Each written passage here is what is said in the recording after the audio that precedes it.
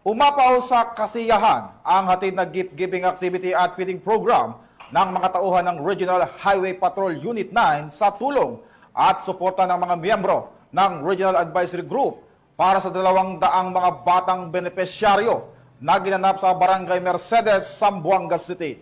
Ang aktibidad ay nagpatibay ng tiwala at magandang relasyon sa pagitan ng mga tauhan ng Regional Highway Patrol Unit 9 at ng mga residente ng Barangay Mercedes, Zamboanga City dahil dito mas nagiging bukas ang komunidad sa pakikipagtulungan sa kapulisan para sa kapayapaan at kaayusan. Patrolman Mark Roland Feliciano para sa Balita.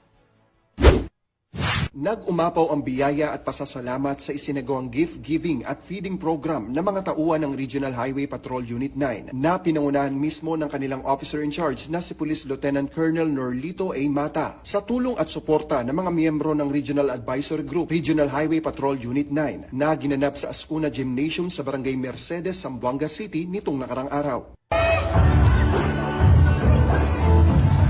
Umabot sa 200 mga bata ang napasaya ng ating mga kapulisan sa hatid nitong mga school supplies na magagamit sa kanilang pag-aaral. Damang-dama ang saya sa programang hatid ng PNP sa ating mga kababayan at mas naging masaya pa na magbigay ng dance performance ang mga bata na ikinatuwa naman ng mga nagsipagdalo.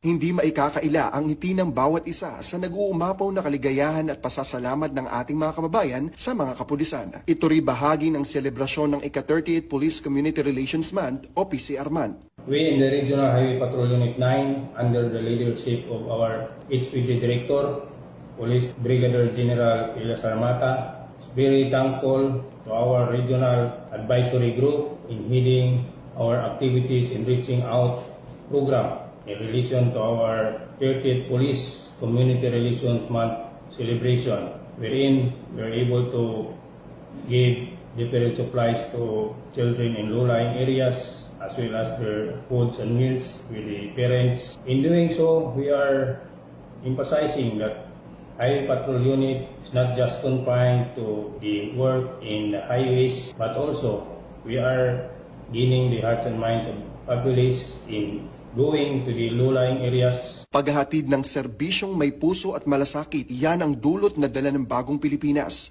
Ang pagtibayin ang magandang relasyon ng kapulisan at komunidad. Kami ang Highway Patrol Group, ang kakampi nyo sa kalsada na patuloy na magbibigay ng serbisyong HPG. Dahil dito sa ating bagong Pilipinas, ang gusto ng pulis, ligtas ka.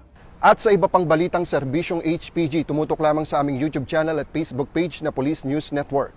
Mula sa tanggapan ng kakampi nyo sa kalsada, ako po si Patrolman Mark Roland Feliciano para sa Police News Network. Alagad ng batas, tagataguyod ng balitang pulis.